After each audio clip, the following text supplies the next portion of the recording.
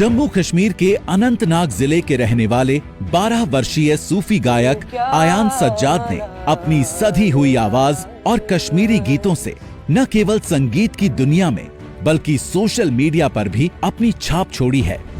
बेदरदाद चने, जाना जनाई और गो किए मालाल यारास जैसे गानों ने उन्हें लोकप्रियता के शिखर पर बिठाया है। आयान के प्रयास उनकी पीढ़ी को कश्मीरी संस्कृति से जोड़ने के लिए प्रेरित करते हैं। जो कि मेरा ट्रेडिशनल कश्मीरी म्यूजिक है, इसको बस रिप्रेजेंट करना है पूरी दुनिया के सामने, उन लोगों के सामने प्रमोट करना है जो कि इसको भूल रहे हैं, और उन लोगों को भी दिखाना है जो कि इसको अभी तक जानते नहीं थे। आयान सज्जाद को कला और साहित्य में उत्कृष्टता के लिए प्रधानमंत्री बाल पुरस्कार के विजेता बनने की बधाई।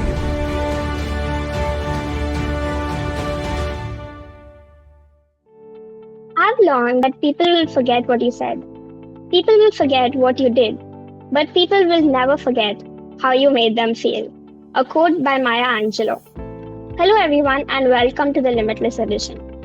This season is filled with amazing conversation with outstanding children and young adults who are defying human limits of potential and have broken barriers to achieve amazing heights of success. I'm your host, Keya Hatkar, also a young achiever, a national and global best-selling young author, a global disability and inclusion advocate, and 2025's Pradhan Mantri Rashtriya Bal Puraskar Awardee. Today we have with us Ayaan Sajad, who is passionate about promoting Kashmiri culture and Sufi music.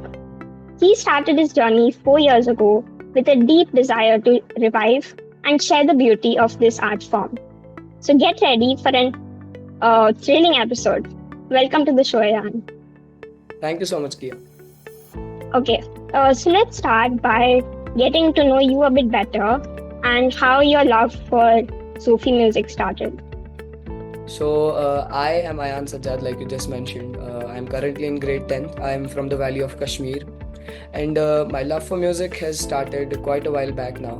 I used to sing even before I released professional songs like Bedardaadi Chane, my first professional song with Mushk Records. Second one, Go Kya Malal Yaras. Then Jaane Janan was there. And then Nigara. Nigara I released recently. I believe it was in 2025 I released Nigara. And my love for Sufi music, it started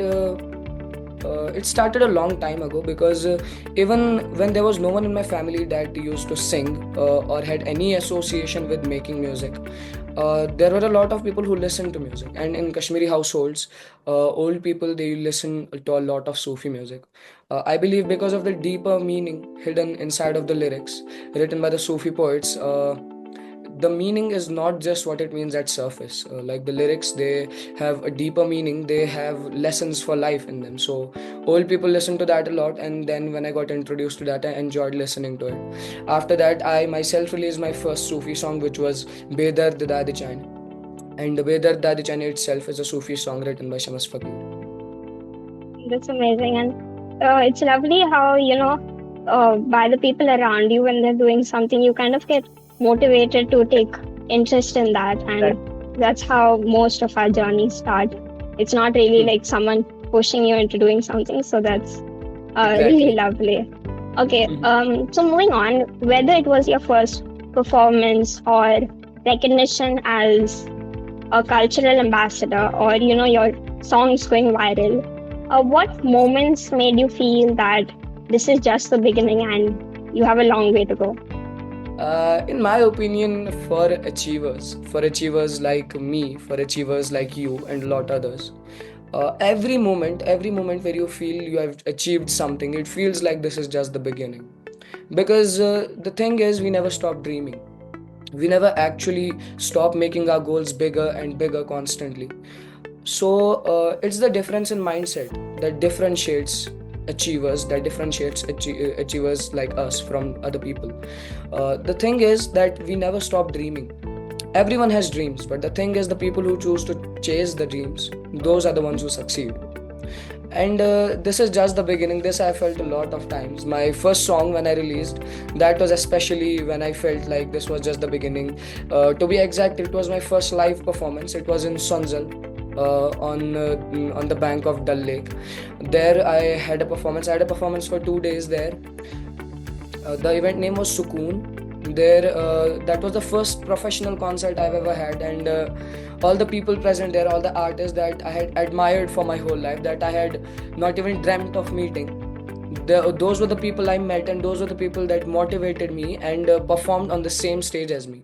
That was especially the place where I felt like this is the beginning. This is where everything starts. This is where I'm meeting new people. This is where I make new connections, and this is where my whole singing journey starts. And it takes a lot of courage to go up on a stage in front of like so many people. So, Yeah. for our audience, do you have anything that you would like to say? There are many people who have stage fright, for example. Yeah, right. So, do you have any advice that you would like to give them? I would definitely want to say that stage fright is something that's going to keep you from doing wonders. Everyone is a different person when they're on stage. My singing capabilities enhance when I'm on stage. I believe it is the people that fuel the passion, and it's right in between there. A lot of people think the people, they're here to criticize me, they're here to not let me do what I want to do. But the thing is, the point where you turn that criticism, the point where you turn all those people, all those faces into your motivation into doing something good, that is the point when you actually become a performer. And that's the difference. A performer and an artist, a singer, there's a big difference there. And I believe the point where you change all those faces, the point where you change all that criticism into fueling your motivation, that is the point where you actually succeed in becoming a performer, and that is the point where your performance is enhanced.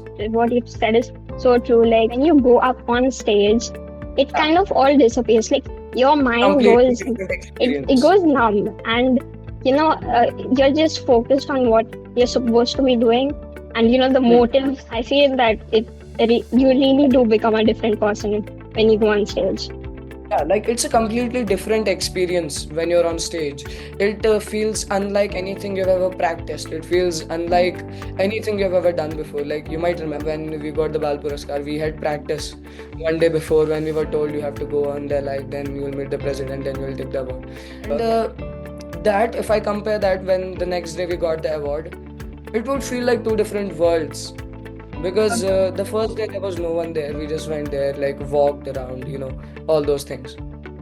The difference in that, and at the same time when we actually got the award, the difference was night and day, I must say, because that's what I'm saying. It's a completely different experience compared to what we practice and what we actually care about, what we're anxious about. The things we tend to care about, they all disappear when you actually get on stage. Yeah, and it's like personally, it feels a bit more comfortable when people are around, and you are in that moment. You are just, it's completely different, like you said. Okay, so moving on, being self-taught and starting from scratch, it's not easy. So, what gives you the strength to? What gives you the strength to keep following your musical path? And like if there are days that you feel down, what do you do? So, being self-taught, it is definitely not easy. Because being self-taught, you need a lot of things that other people would get through their teachers, that other people would get through their tutors, their guides. And being self-taught, you have to learn all these things by yourself. And learning all these things, it's not only going on YouTube, searching things, reading books, and retaining all that you have read. It's about real life experiences. It's about all the negative experiences that you could have otherwise avoided. But after all, that is what makes self-taught people stronger. That is what actually makes them more resilient. Because being self-taught, it is at the same time, it's not easy, but you learn a lot more things through real life experiences, negative and positive experiences that you otherwise would just miss. The strength that there is something always that pushes me constantly, like I have to do better, something like that. I don't know if you call it motivation. That is what keeps pushing you towards doing better. And that motivation is fueled by a lot of things, my support from my family, support from my friends, support from everyone around me, the praise that people give you. Like a lot of people come to me, they're like, hey, we love your music, we love what you do, we love all the things that you're doing for the culture. I believe those are the things that actually fuel your motivation, that actually keep you going towards your goal. When you actually realize that you're doing something, when you actually realize that you're making an impact, people are liking what you do, that is the time when you actually want to do it with all your will, that you actually, when you want to, just put yourself into it.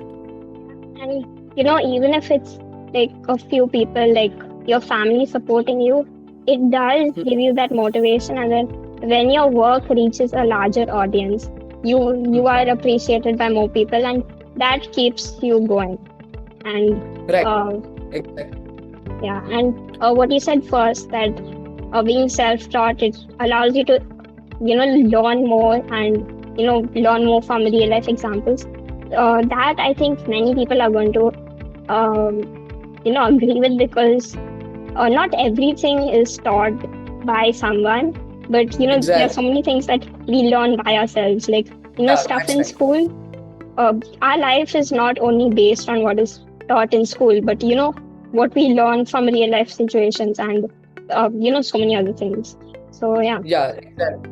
It's not only the education is not only in the books. The education, the knowledge, it's actually lying in the real world, that you can only get when you actually go out there. That's the thing. When people isolate themselves just to study and prepare for something, prepare for examinations, that's the point where they actually, depart from the path of actual education.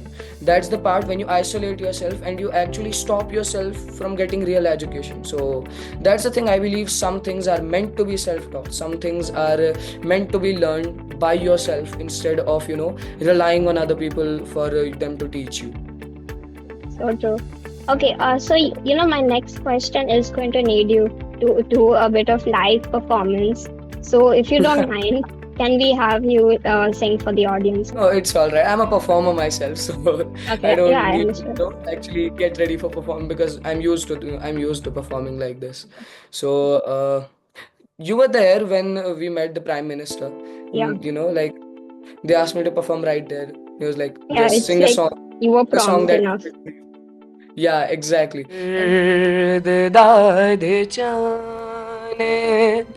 सुर हो सपदान सोइलै. And at that time, I believe that was one of my toughest performances, because actually standing there and performing in front of the Prime In front Minister of of the the Prime country. Minister. Yeah, that was a big moment, and it was an anxious moment, I must say. So one song I'll say, my third release, it is Go Kya Malal Yaris. Go Kya Malal Yaris, Go Kya Malal Yaris. Yina dobar latiye, kar kya bayat amaras. Vuch hansuvar latiye, go kya malal yaras. So that was my third song, which is Go Kya Malal Yaris. It's a Kashmiri song, obviously. That is the main language that I focus on, Kashmiri. That's the language where I've released all of my songs till date. People ask me if you want to do songs in other languages. It's true, definitely.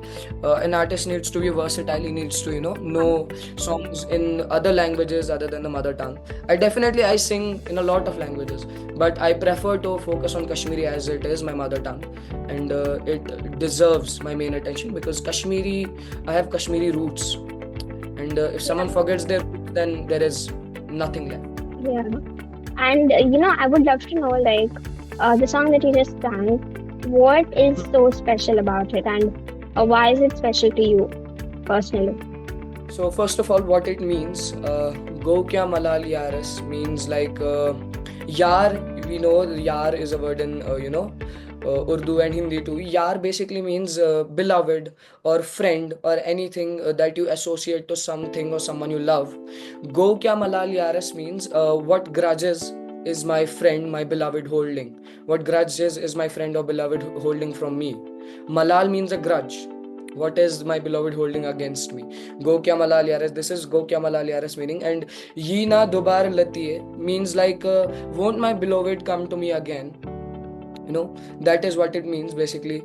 Latiye again, it's a traditional Kashmiri word used in a lot of Sufi songs, Sufi lyrics. It again means like a friend or beloved in like traditional Kashmiri. It's special to me because I believe it's the song with the most ambience. It is the song that I myself enjoy listening to at times, and it has a lot of versatility. You must have heard the song, and if you have heard the song, have you heard the song? I have. Yeah, so there are a lot of instruments used. There is flute used, there is Kashmiri traditional santoor used, there is tabla, there is harmonium.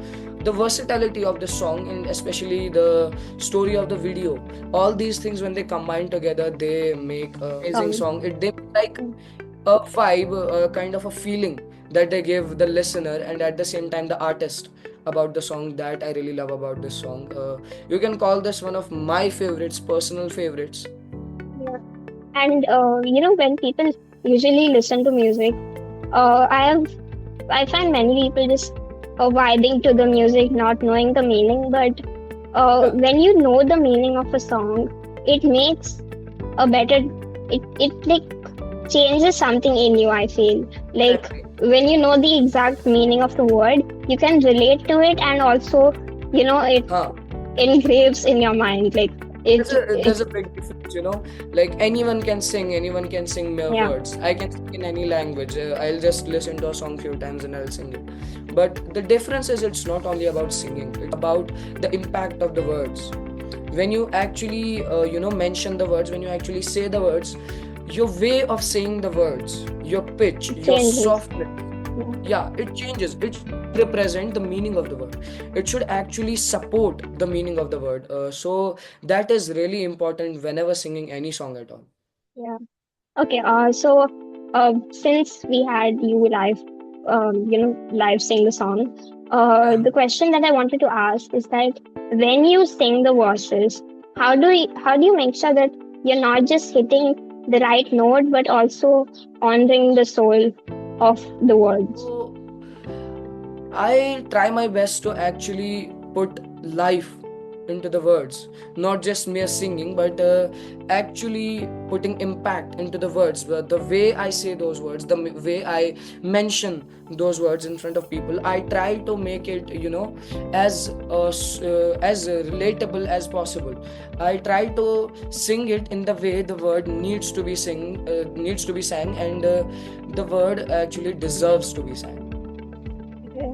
And I think that before this conversation, I had heard a few of your videos, and that does come out in a lot of the videos that I've seen. So amazing work. Okay. So has there ever been any moments where you have felt unheard or underestimated because of maybe your age or background, and how do you stay grounded and hopeful through it all? When you need to achieve something, when you actually desire success, there are a lot of hurdles in the way, and in terms of the music industry, this is one of the big hurdles, which is actually how you feel unheard sometimes. And at this age, this is not a problem only with age or background. This is the problem with the hierarchy in the industry. There is a little artist, then there are big artists, then there are directors, producers, all these things. Sometimes everyone feels unheard. Sometimes everyone feels underestimated when they meet someone bigger than them, when they meet someone, I'll say, better than them, or when they meet someone who has been in the industry longer than them. So I believe feeling underestimated, it's not anything wrong. Feeling unheard of, it is not anything wrong. It's just what motivates you to do better. It's just what motivates you to do what the other person is doing better than you, or what the other person is underestimating you for. Like there have been instances where people have told me this song is a flop song, this won't you don't release this is a wrong release, audience won't love this and all. But I did what I had to do. I released the song, and I believe all those songs have gotten quite a lot of following, because people love to hear those songs. That is, after all, the motive of every artist. And the audience doesn't actually see when the artist is unheard or underestimated. The audience only sees the last product that the artist reveals to them. And that's what matters. The quality of the product is what matters. And to an artist, all that should matter is that their music, their product is being put out there and people are loving it. Yeah, and sometimes I feel that there are going to be people who say that what you're going to do is not going to come out properly, or it's like you said, it's going to be a flop. But there are going to be people who are going to love the final product that comes out, and that is what a person should work towards. Yeah. Okay, so we come to the end of the podcast, and before we close this amazing conversation, do you have any closing words and a famous quote that you would like to leave the audience with? A famous quote. I have quoted this before a lot of times, because this really relates to the message I want to put out for everyone. It's a quote by Albert Einstein, one of the geniuses, the genius of the whole world, like the genius that everyone remembers, the genius that everybody knows the name of. The quote is, "If you judge a fish by its ability to climb a tree, it will live its whole life believing that it's stupid." So this quote my father has told me, and this quote has really stuck with me, because I tend to talk a lot with my father. We tend to discuss a lot of things together, and this is the quote that he once mentioned when I was talking about me and all the other artists in the industry, all the people in the other industries. He was like, "You are different, everyone else is different. Someone else can be better in their own way, you are better in your own way." And we can't actually compare this betterment. We can't actually compare, if someone is better than us or if someone is worse than us, because there are a lot of aspects of comparison. Good or bad, it's just relative, I believe. Good things and bad things, they are just dependent on perspective. One thing that might be good for me might be bad for someone else. One thing that's bad for me might be good for someone else. It is basically just dependent on how I see things, my perspective. And a lot of times you might think, if someone else is doing the wrong thing, but time reveals everything. And as Robert Frost has mentioned, there's a chapter in class 9th, The Road Not Taken in English. Robert Frost says, the positives and the negatives of a decision are all relative. If you take a decision, there are a lot of negatives, a lot of backlash you get, a lot of criticism you get, but at the same time there are positives. And if you might not have taken that decision, maybe those negatives would have been positives, but the positives that you're getting might not even exist. So that's the thing, I believe positive and negative are all relative, and everyone is special in their own way. Everyone does what they have to do, and after all, it all leads to what God has already written for them. Yes, and there is no point in trying to be someone else, because that person already exists. And if you are just going to be a replica of that person's personality and what they do, how they're living their life, there's nothing going to be special about your life. So if you make something unique, you make something special and different of yourself, then that's the life worth living for. So that was an amazing conversation, and I loved it, especially it being about music. A heartfelt gratitude to you, Ayaan, for taking time out to share your amazing journey. You're indeed limitless, and I wish you all the best in the future.